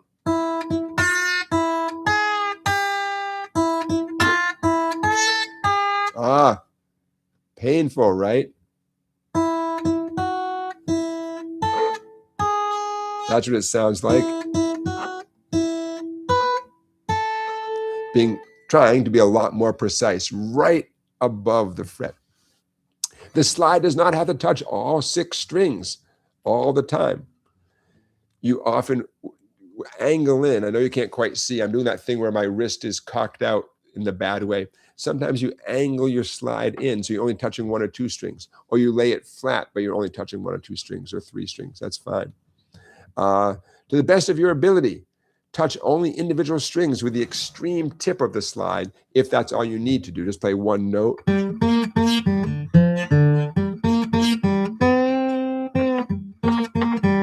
I'm imagining that there's like 1 little bit of the slide at the very tip, right by the tip of my finger, basically. And that's the part of the slide I'm using. I'm definitely not laying it across all the strings. These are skills that you develop, right? This isn't something that is going to be something that you assimilate immediately the first day you put a slide on your finger. Very important one. Do not watch videos of Derek Trucks playing the slide guitar. He's too good. You think I'm joking. Don't watch him. Don't do it. I know some of you are making a note like, I got to check out Derek Trucks. At your own peril. The left palm should be away from the neck a little bit, right? You don't want this goes for pretty much all guitar playing. In general, you don't want your palm flat against the neck of the guitar. You want it a little bit away, The left thumb should point straight up towards the ceiling. Yep, I'll stand by that one. When progressing from an open string to a fretted note, it's a good one. Your bare fingers on your left hand should touch the strings right before the slide does.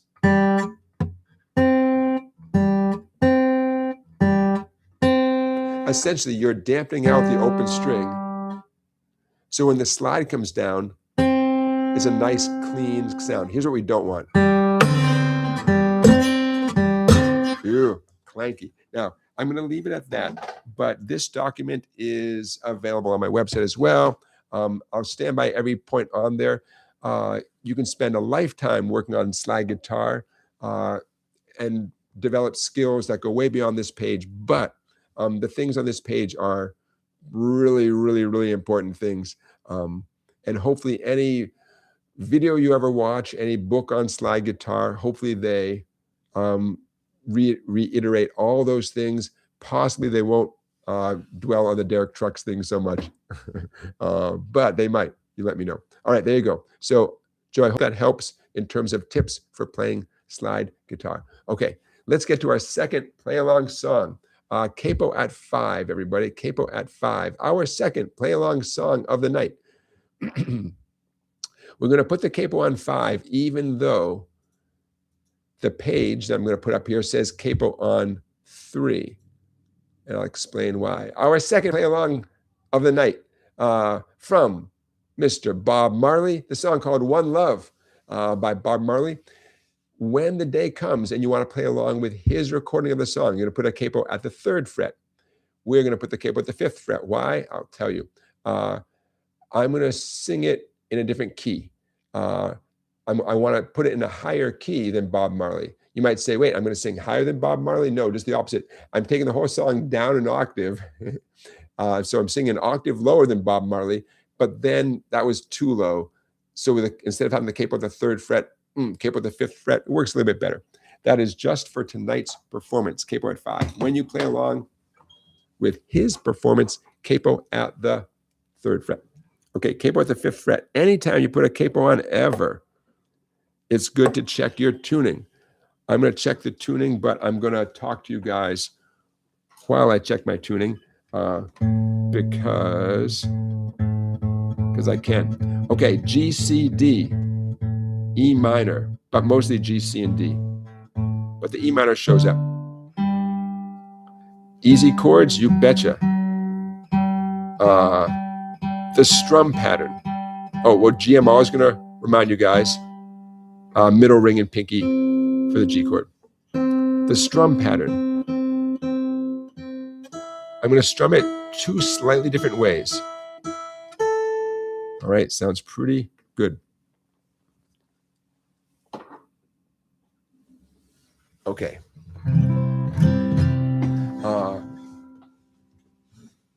The 2 different ways I'm going to strum it. One is, despite the fact that this is a reggae tune, I'm going to strum it in a way that gives it almost a bluegrassy boom chick thing at first, because I want you guys to get into that feeling of one love, one heart, let's get together and feel all right.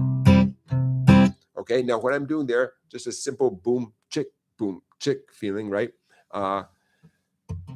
6, I'm on the G chord, 6 string. It doesn't say that on there. I'm telling you this. I'm calling in audible. When you're doing this technique on the G chord, hit the fat 6 string and brush the 3 or 4 skinny strings.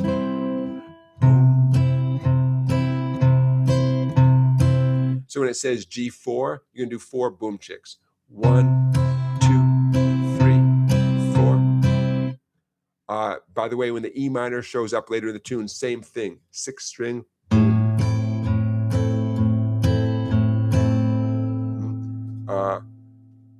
True, SR Moore, I see your comment. I can make it a little bit bigger, and I'm happy to.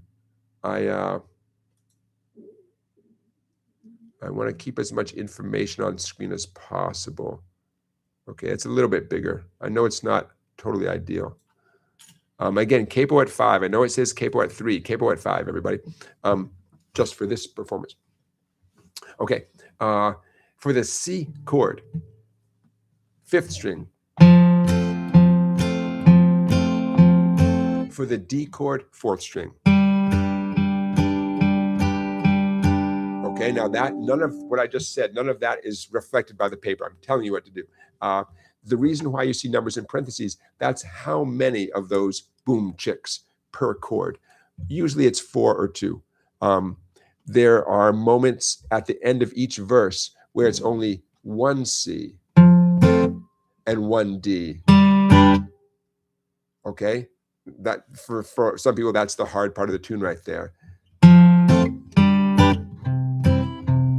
Okay, but again, don't worry about how well you do right this minute. You got something to work on. If it's challenging, good. You got something to work on. Okay, now I mentioned 2 strum patterns. To be a little more appropriate, in my opinion, you leave out that boom and you just do the chick.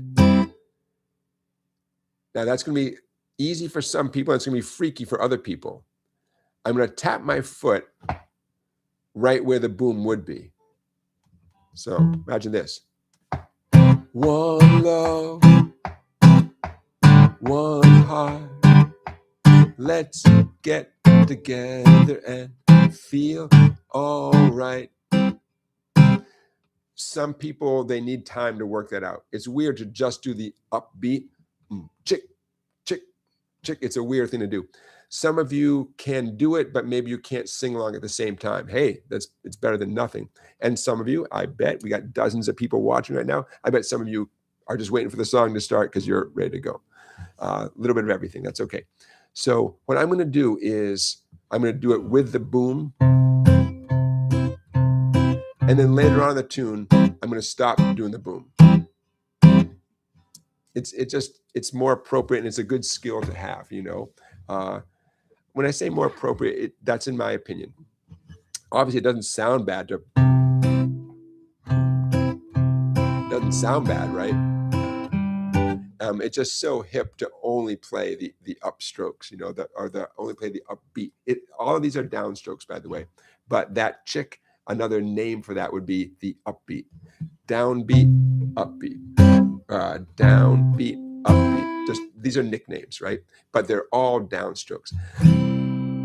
Do I have anything else to say about this? Sometimes Bob Marley is singing. Sometimes the background singers are singing the one heart part. That's what's in parentheses. I might not sing that part because I'm going to do my best to sing what he sings. So those of you who are really following along with the lyrics, don't be surprised if I don't sing something that's in parentheses. That's just my choice. What else do I want to tell you?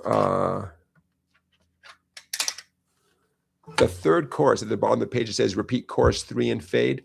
I'm going to use the lyrics from chorus 2 because he kind of does, but he sings some other lyrics too. I want to get this all in one page, so I didn't want to. So when we get to that bottom of the page, it says chorus 3, your eyes might as well go back to chorus 2. All right. I'm good if you're good. We'll find out how it goes in a second. Capo 5. Let's do the intro. Slow and easy, especially to start off. 1, 2, here we go.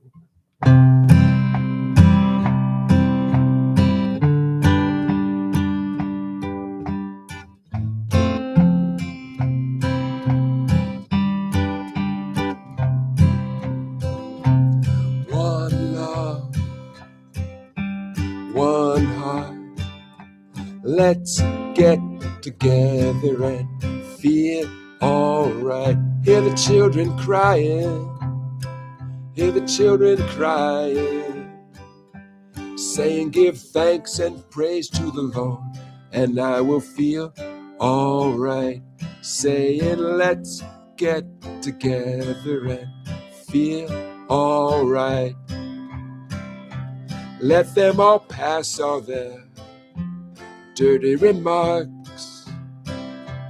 There is one question I'd really love to ask.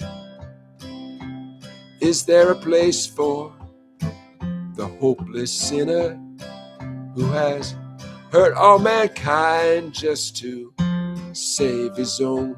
Believe me, one love. What about one heart? What about let's get together and feel alright? As it was in the beginning, so shall it be in the end. Give thanks and praise to the Lord, and I will feel alright. Yeah, let's get together and feel alright. One more thing, let's get together to fight this holy Armageddon. So when the man comes, there will be no doom. Have pity on those whose chances grow thinner, and there ain't no hiding place for the Father of creation singing one love. What about one heart?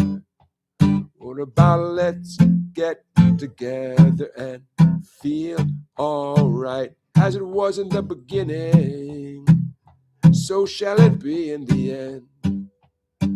Give thanks and praise to the Lord, and it will feel alright. Yeah, let's get together and feel alright. Let's get together and feel alright.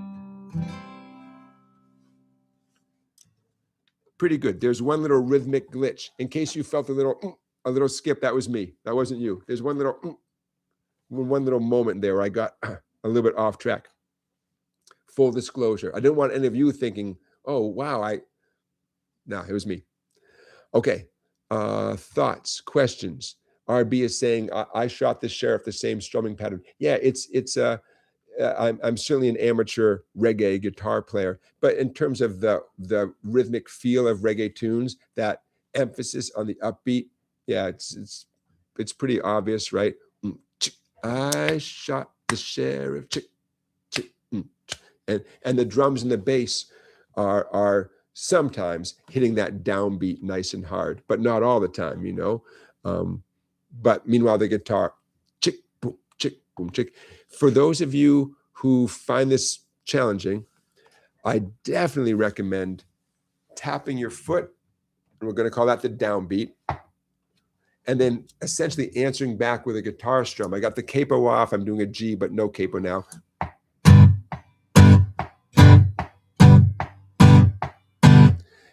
If that's easy, great. If that's challenging, just go painfully slowly. Tap your foot, bang. Take a breath. Strum the guitar. Take a breath. Tap your foot. Strum the guitar. It does not sound like music, I know. It's all right. You're getting there. Tap.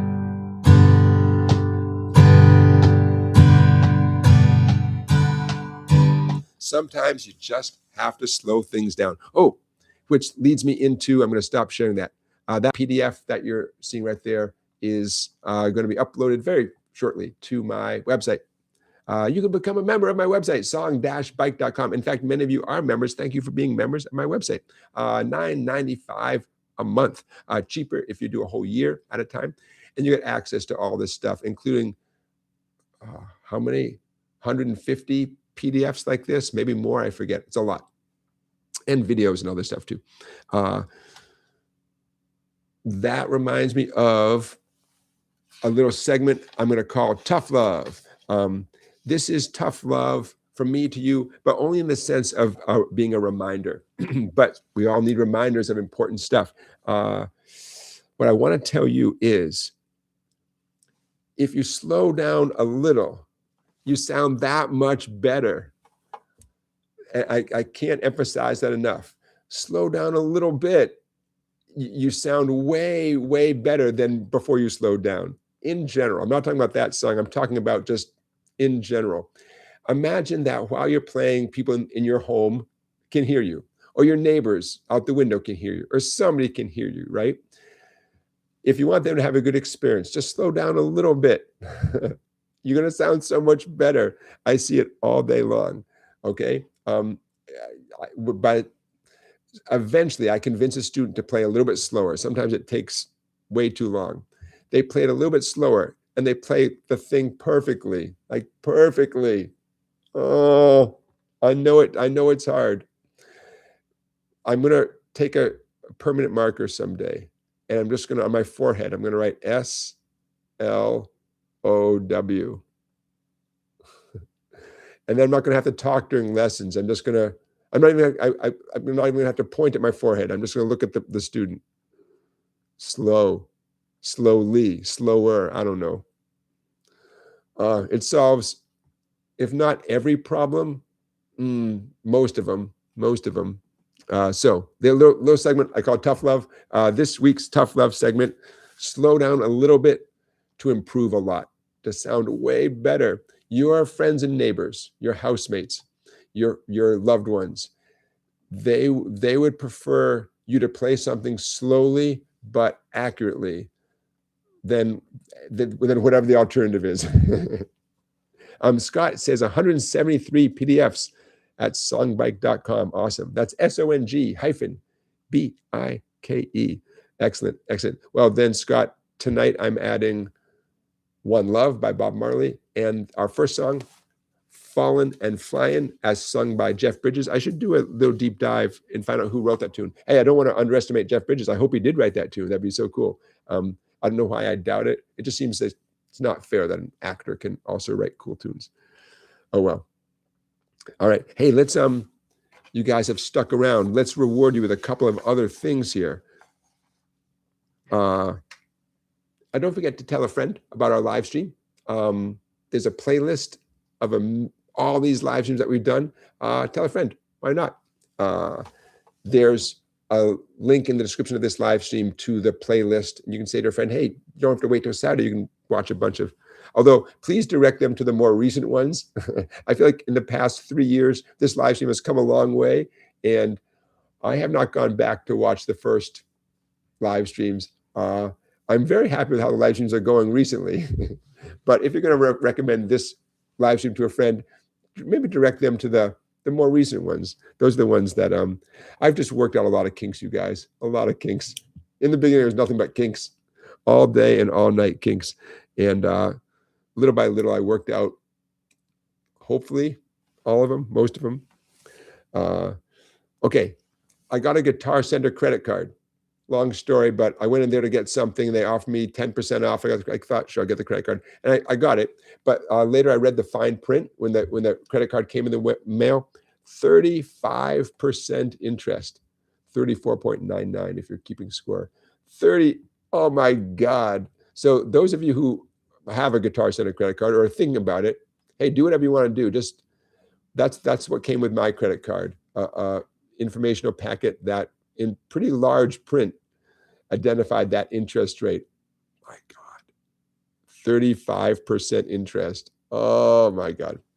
So, hey, now you know what I know. Check. Speaking of legal stuff, Fender. What is up with Fender guitars, man? Fender guitars is in the news. Do you know why Fender is in the news? Holy moly. Well, this was funny until it's not funny, because I quickly realized that this is it's directly affecting people that I've done business with. Okay, what I put on the screen here, and you will see it shortly, is a Guitar World website. Fender basically is suing people if they make a guitar that looks like a Fender guitar. And back in March, you'll see this is dated March. Back in March, Fender won this lawsuit in Germany, and it affects Germany and the EU.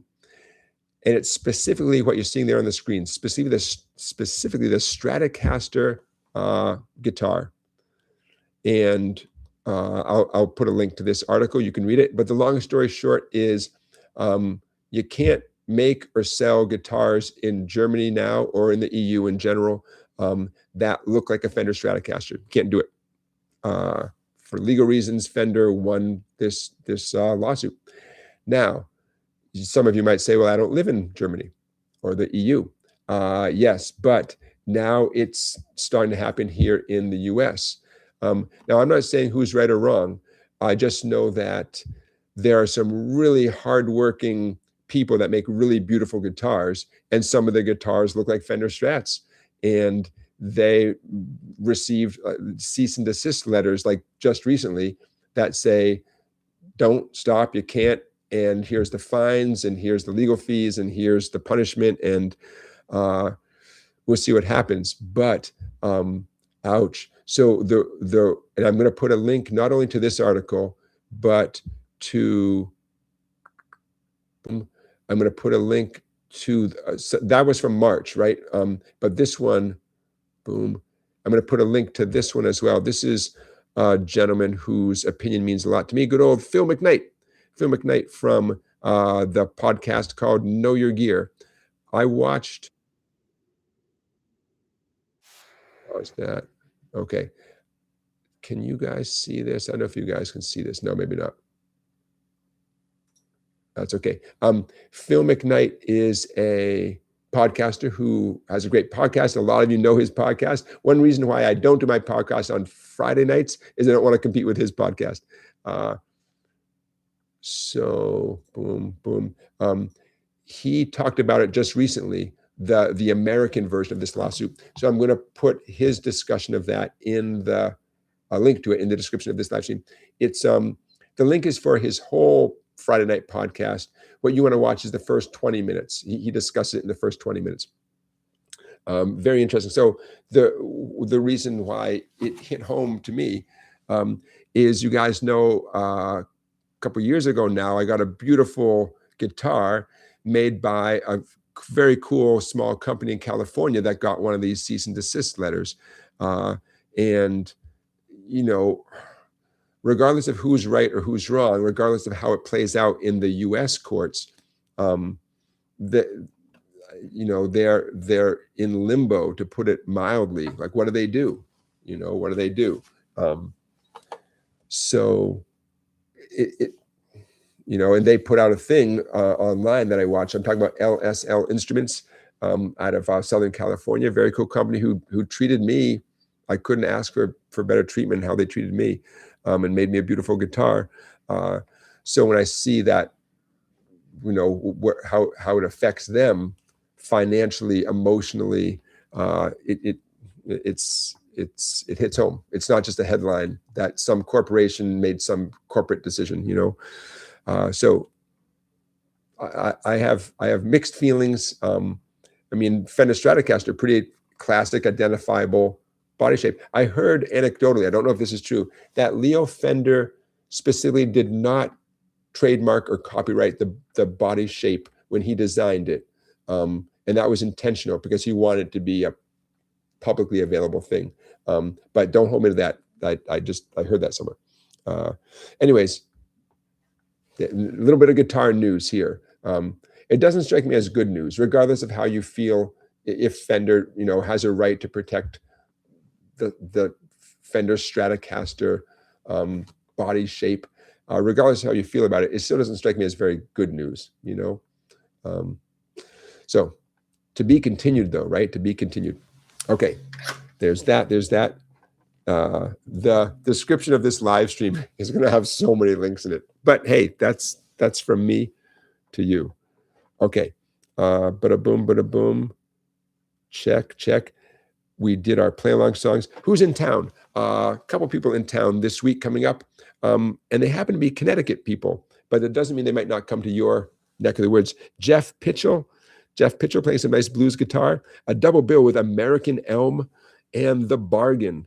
That's who's in town. Kind of weird. It seems like not that long ago, we were being swamped here in small town Connecticut with national and international people, like playing 4, 5, 6, 7 nights a week at our local theaters. It's booked up, and things have toned down a little bit. But also, I only share, you know, I only promote folks who are coming through town doing original material.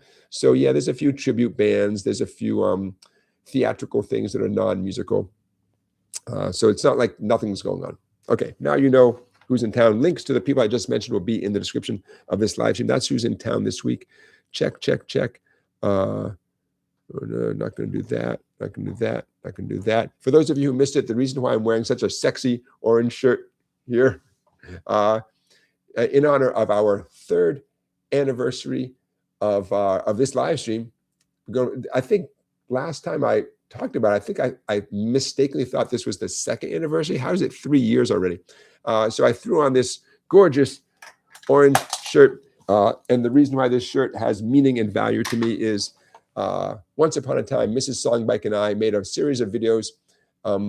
We didn't make them for YouTube, but eventually we put them on YouTube. And one of them went viral, and that's the DCG trick. What famous bands did with easy chords by me. And 11.8 million views. And I was wearing this shirt. Not a good choice in that video, not a good choice now. But 11.8 million people had to deal with this orange shirt. So I'm going to hold on to it. And of course, I'll put a link to that viral video in the description of this live stream. Okay, how about if we do one more of our weekly teaching features, our WTFs, before we call it a night. Don't forget to vote in our poll. The poll is staying pretty steady. The poll question, simple question, is the guitar fun? 49% of you, oh, you're going to love this. 49% say yes, every day in every way, the guitar is fun. 49% of you say, well, I have good days and bad days. 49 plus 49 equals 98, but somehow 3% say no. It is not fun, but I do it for the challenge. And you know what? Those are all good answers.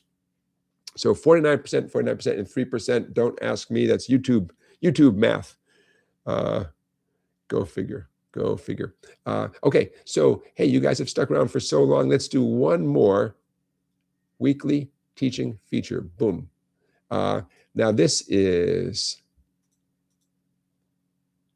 again, it's a multi-page document. How about if we do the first page? And then if you're super interested, the second page is available on my website. Okay, so here's a little lesson plan. Our final weekly teaching feature of the night. I call this Hendrix Bar Leads, meaning Jimi Hendrix style lead guitar playing based on bar chords. Page 1 here that we're going to talk about is not based on the bar chords. It's based on nice, friendly E major and A major chords. But the second page gets into doing this stuff with the bar chords. You got to understand how to do it with regular chords, and then it makes a lot more sense when you do it with bar chords. Okay, so let's just focus on this page for a minute. And I'll talk about why we're talking about Ben & Jerry's ice cream up top. Okay, I'm going to zoom in. Boom, boom, boom, boom, boom. You think I'm doing it for you. I'm actually doing it for me. I'm so nearsighted. It looks better for me too. Okay, I'm going to stop talking, believe it or not, and just play that first line.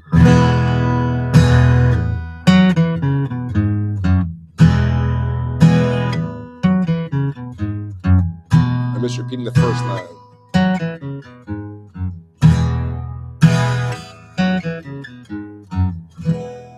Now, I know someone out there is saying, that doesn't sound like Jimi Hendrix. That's okay. That's all right. It sounded cool though, right? But this is a trick. I like using the word trick. There's a trick he did as part of his style. But he might have done up the neck with bar chords, and we can do that too, but this will get you started. Okay, so what do we have here? 2 nice basic strums on the E chord. That's not the challenge. That's not the thing. The thing is, the subsequent lead guitar part,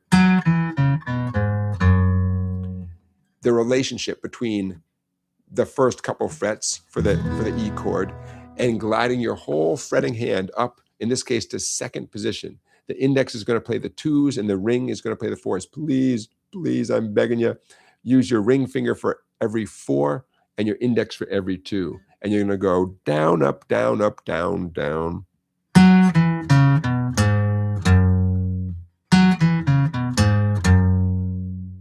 And back to the E major chord. You want to get in the habit of going back and forth. That's the ultimate thing. Make a song out of it. Okay, now somebody tell me, why did I write Ben & Jerry's ice cream on the top? Was I hungry? Maybe, but that's not why I wrote it. Why did I write Ben & Jerry's ice cream? What a random thing to write. But some of you are going to put 2 and 2 together, and you're going to figure out why I wrote Ben & Jerry's ice cream. Let us know in the chat if you have a guess as to why I wrote Ben & Jerry's ice cream.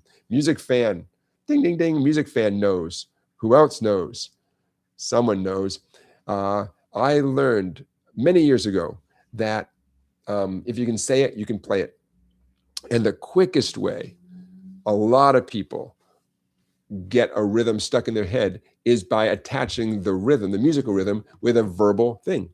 Yeah, Sam, you know, music fan knows, Sam knows. Ben & Jerry's ice cream. Ben & Jerry's ice cream. Okay, now, did it have to be Ben & Jerry's ice cream? No. Watermelon pizza, you know, but it helps if the verbal thing you're saying, right, naturally has that rhythm. You could say something weird and try to squeeze it into that rhythm, but Ben & Jerry's ice cream, to me, that's a pretty, you know, okay, you get the idea. So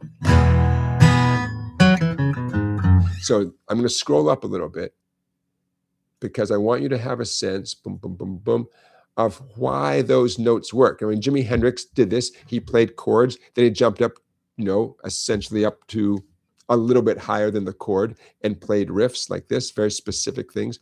So why does that work? Well, the notes as presented here are from an E major pentatonic scale.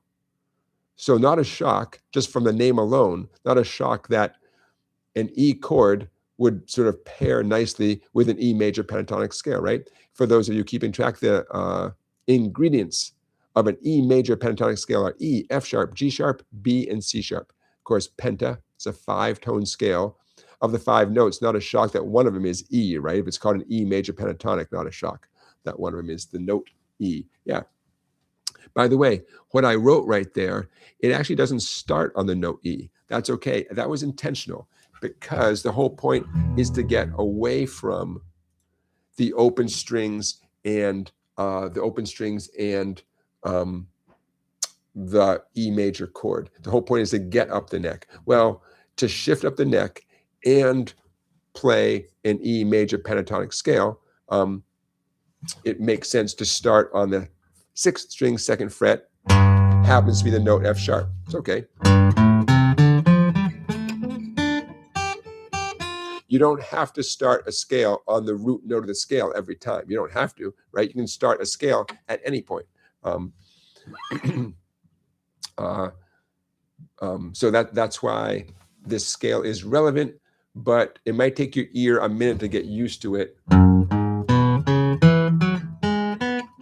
Or maybe not. I don't want to underestimate your ear.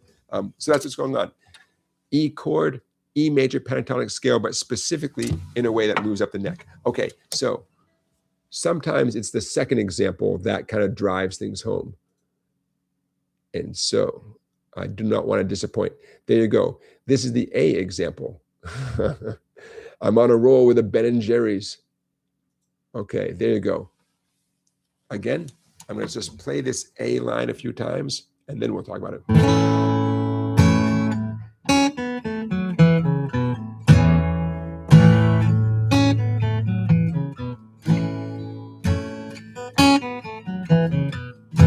Oops. One more time. Sounds great, right?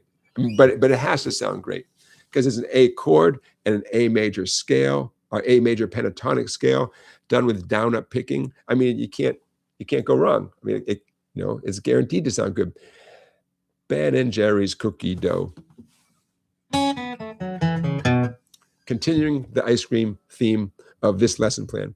Okay, so again, is this a specific Jimi Hendrix song? No. Is it Jimi Hendrix technique? Yes. But again, he may or may not have been doing it with E's and A's, but he did it with bar chords in the E shape and the A shape. And if you're not sure about what that means, like an E shape bar chord and an A shape bar chord, that's okay. That's on subsequent pages here. But anybody can incorporate this. I mean, how often do you find yourself playing songs with E and A chords? Well, at a minimum, now you know some cool things right there waiting for you. I'm going to make this a little bit smaller now. Some cool notes waiting for you right there, right in the vicinity of your E and your A chords that are guaranteed to sound good. By the way, in case it's not 100% clear, the bottom line here, the A measure, that is, those notes are based on that one right there, the A major pentatonic scale. Okay, it happened to go on to the second page, so that's where that information is. Okay, so I don't know about you, but I always want to be the kind of guy who could strum chords, all for a whole song, but could also put in a few cool things here and there. I mean, it's one of the best feelings in the world. There's a space in between the lyrics, in between the chorus and the next verse, whatever. And then you're the one to put in that ba-doobie-doobie-doo. It feels so good. You're giving the listener a little trip, a little side quest. Did I use that correctly? I don't know. And then you're back on task with the chords. I will, because of my training, I will always equate that with a drummer keeping a beat. And then when it's appropriate, and then you're back to keeping the beat again. I mean, that's just called playing the drums. That's just what you do. It's a fill, a drum fill. So this is a guitar fill, right? I chose to write it the way I wrote it just because it's just a nice sound. I'm going back to the E thing. It's just a nice straightforward,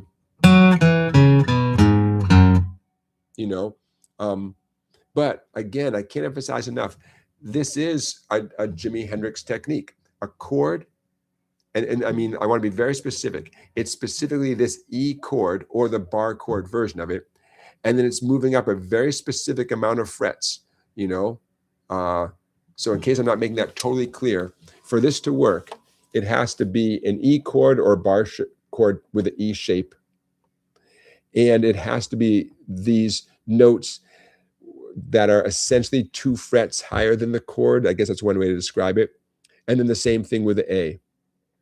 You know, it's the A chord, and then like in this case, literally it's 2 frets higher. It's the 2s and 4s. Okay, so now you may or may not want to be the next Jimi Hendrix, but what I like about this lesson plan is no matter what, you have a very cool little thing here to add to your repertoire, to add to your practice time. You know, actually you have 3 things. You have the E chords and the riff, the A chords and the riff, and then that major pentatonic scale, which is also, I mean, you guys know me. Anytime you spend on any scales is time well spent, especially if you remember to do alternate picking with your pick, and you are very deliberate and conscientious about how to divide up the work with your fretting fingers. Specifically, don't let your pointer finger play everything. You know, use your ring, like look for opportunities to use your ring and pinky, you know? Yeah. All right, so let's end on that note. Thank you, Ben and Jerry. Thank you, Jimi Hendrix. I'm going to shut this down. All right, you guys. So hopefully you had fun tonight. I did for our 3rd anniversary show, number 138.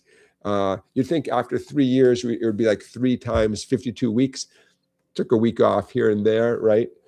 So 3 years, 138 episodes. I know you guys, I know a few of you have seen all of them or seen most of them. I know some of you guys have been here since day one. Remember, you can always go back and watch the old ones. They are time-stamped, so you don't have to necessarily watch the whole thing to see what's in there, right? Just go down to the description. In fact, time-stamping the live stream is what I'm going to do right now when we wrap up. Okay, so I'm just looking in the chat. Joseph, I see you're asking a country singer named Savannah Woods. No, I don't know her. No, you recommend her, huh? Excellent. Love it when you guys recommend stuff, you know, love it. Randy says, thanks for all the great lessons. Here's to many more years. Thanks. I appreciate that, Randy. I appreciate your support. You guys, I thank you all for being here. We got lots of people in the chat, lots of people watching. And for those of you who are watching in the future, thank you for watching in the future. I know we have hundreds of people who watch after the show, because let's face it, this time on a Saturday is not the perfect time for everybody. I get it. I get it. Honestly, it works well for my schedule. So that's why we're here. All right, you guys, that's a wrap on show number 138. We are now entering, let's see, we did, yeah. So are we entering our 3rd year now? Today is our 3rd anniversary. That's all I know. Beginner Guitar Lessons is one of our moderators. Thank you for being here, Beginner Guitar Lessons. And he's reminding everybody to click the like button. And I can't like the video till it's over. But I do make a point of that. All right, you guys, thanks for being here. Hope you have a great week. Hope the sun's out where you are. We have a pretty nice weekend here. I didn't get too much sunshine today, but it's a sunny day today. I think tomorrow's gonna be even nicer. Thank you for your super chat donations, everybody. I'll see you next Saturday. Let's do this all again. I'm gonna say a few good nights. Joseph, Chaz, Barry, Sam, Christian, True, S, or more. Who else do I see? Barry, Randy, Joseph, who else? Steven, hey, Steven. Steven says, cool shirt. Thanks, man. Thanks, man. It's going to be worth $1 million someday. RB, thanks for being here. All right, you guys. Scott, thanks for being in the chat, everybody. Thanks for voting in the poll. I'll see you guys next Saturday. My weekend begins now. Woohoo! All right, see you guys. Thanks for being here.